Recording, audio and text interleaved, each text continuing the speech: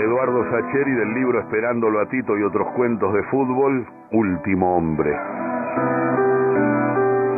López había cumplido siempre, había ganado y perdido, cosa por cierto evidente, pero jamás había abandonado su puesto, jamás había sacado el cuerpo por cobardía, jamás había temido hacer un sacrificio. Era un baque enérgico y silencioso, lector de buenos libros, no le molestaba jugar de último hombre, ni que la pelota estuviese en sus pies eternamente de paso. Hacía el quite, buscaba con la mirada a los vociferantes mediocampistas y se la sacaba de encima con algo de premura y una cierta mácula de torpeza. No se sentía menos por ello, sabía que sin su presencia allí en el fondo el equipo podría venirse en picada por más que los delanteros se florearan con toques y gambetas. ¿No había sido una catástrofe acaso aquella segunda rueda el otro año cuando él había estado parado por la operación de meniscos?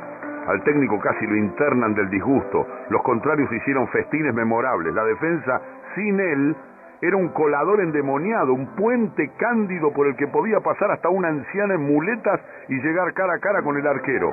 De modo que aunque a veces le produjera cierto hastío el desdén de los volantes, la cómoda pereza de los delanteros, la pegajosa y algo inútil admiración de los laterales, López era un hombre en paz. La noche definitiva era una de esas noches en las que llueven lluvias mansas, parsimoniosas, leves y frías. Irían cuanto mucho 20 minutos del segundo tiempo, 0-0, trabado en el medio, cosa natural en dos equipos jugados al empate en el afán de sacarle el cuello a la guillotina del descenso. López hacía lo suyo, trababa, ordenaba, sometía al árbitro al consabido rosario de jeringueos y reproches. La hecatombe no se anunció a través de señales contundentes, simplemente se inició cuando López salió a cortar una pelota dividida con el 7 contrario, un jovencito rápido y atrevido, que siempre amagaba por adentro y salía por afuera. López no se inquietó, aunque su rival llegó a bajar la pelota un segundo antes que él cortara, lo dejó en cambio detenerse en seco, amacarse, sobrarlo, y cuando el otro por fin disparó por afuera, López se lanzó a la pileta húmeda del lateral con la certeza de que sus 95 kilos serían suficientes para trabar el balón y proyectar al jovencito hacia los carteles del costado. Cuando se incorporó, la pelota descansaba junto a su botín izquierdo.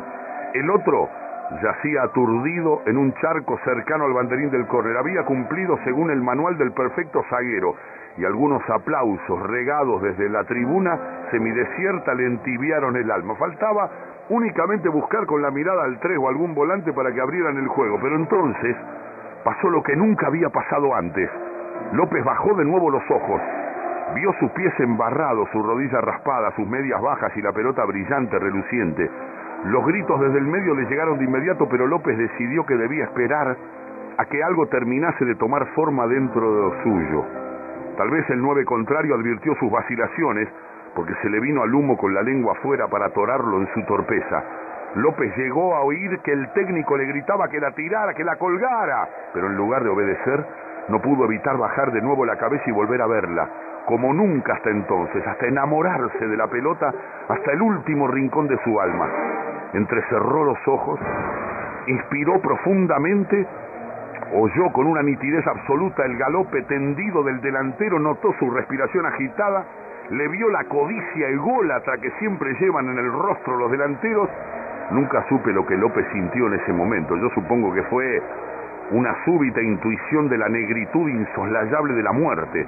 De hecho, cuando el contrario se le tiró a los pies, López amacó sus 95 kilos, balanceó su cadera inexperta y dejó que el botín acariciara levísimamente la pelota. A los 33 años, Juan López acababa de tirar un caño en el borde del área.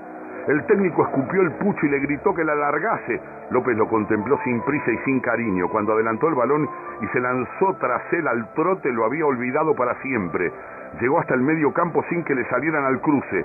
El único estorbo eran los gritos de los suyos, que sin comprender el milagro se la pedían como si tal cosa, como si él no fuese capaz de avanzar con la cabeza en alto, con el gesto sereno, con una libertad indómita que le nacía en el vientre y lo invitaba a seguir yendo.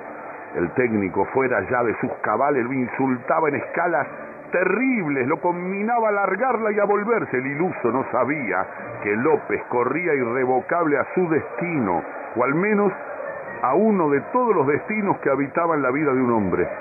Cuando al fin le salió el volante central, López le amagó por adentro y se le escabulló por el callejón del 10, pero en su apuro inexperto la tiró algo larga, de modo que el 8 de ellos se le vino al humo, seguro de llegar primero para entonces. El técnico acababa de cruzar el umbral del desconsuelo.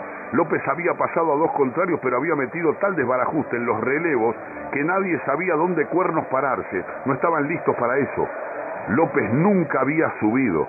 Retacón como era, no servía para ir a buscar los centros, de modo que el otro central trataba de acomodar a los 2 laterales en la seguridad de que el contraataque era inminente y los iba a agarrar papando moscas mientras los volantes chillaban pidiendo una pelota ya definitivamente perdida. Pese a todo, y cuando el marcador se lanzaba con los botines de punta, López adelantó la diestra con la presteza de un delantero consumado y empujó con lo justo el balón 1 metro escaso. Sintió el dolor inconfundible de un tobillo aplastado bajo los tapones del rival, pero ni siquiera sopesó la posibilidad de detenerse.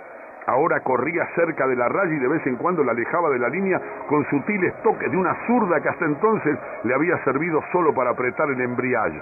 ¡Ja! Eufórico. Seguro de sí, estiró el brazo derecho señalando la extensa pampa abierta a las espaldas del marcador de punta. Carucha apuntó en el win izquierdo, le entendió la seña y salió disparado. López, sin mirarlo, le puso una pelota inaudita con la cara externa del pie derecho para que la pelota pasase por afuera del marcador e hiciese la comba volviendo hacia la cancha, justo a tiempo para que Carucha la cazara al vuelo y picara hasta el fondo bien habilitado. Por primera vez en su vida, López encorvó el cuerpo y se lanzó en velocidad hacia el área. Uno de los centrales le hizo el honor de pretender sacarlo con el cuerpo, pero López no era uno de esos contrahechos que suelen jugar de 9 para no transpirar ni despeinarse. Se lo sacó de encima con un par de forcejeos del brazo izquierdo. Mientras seguía lanzado en su carrera, entendió que había elegido bien a quien lanzar el pelotazo. Carucha, Dios lo bendiga, estaba llegando al banderín y sacudiendo la cabeza, buscándolo a él, a López, al 6, al último hombre de toda la vida, para que la mandara a guardar de una vez por todas. No buscaba esos amargos pseudo infalibles de corazón tibio que se consideran elegidos para el terso destino de la delantera. No, nada de eso. Lo buscaba a él, a López, al burro de carga, al percherón del lechero, para que tentara el destino de convertir un gol de hazaña. Deslumbrado como un recién nacido, López cruzó como una exhalación la medialuna del área, dio 2 pasos y se elevó en el aire, sintió las gotas de lluvia en el rostro, sintió la luz de los flashes, sintió la bocina de un tren que pasaba por detrás de la popular visitante y sintió la caricia abrupta del balón impactándole en la frente, abandonándolo rumbo al arco, dejándole una mancha de barro sobre la ceja, cerrándole para siempre la puerta al miedo y al olvido. Termino mi relato aquí, temiendo que algún oyente futbolero se sienta defraudado al desconocer el destino final del cabezazo de López. No voy a rematar la historia apuntando si el balón se colgó de un ángulo o si salió 8 metros por encima del travesaño. Si me explayo en esa materia, estaré distrayendo la atención hacia un detalle intrascendente, lo inolvidable, lo sagrado para mí, que estuve presente en la noche final en que López decidió cortar la soga.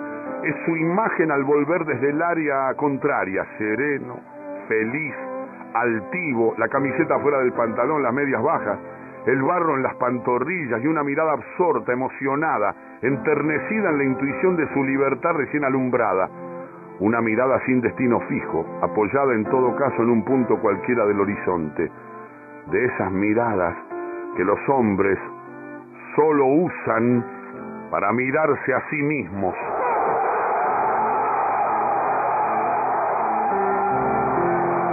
Qué lindo cuento, me había olvidado de Último Hombre, de Eduardo Sacheri, con el que hablamos hoy donde quiera que estés. Un cuento de fútbol buenísimo, Último Hombre, de Esperándolo a Tito.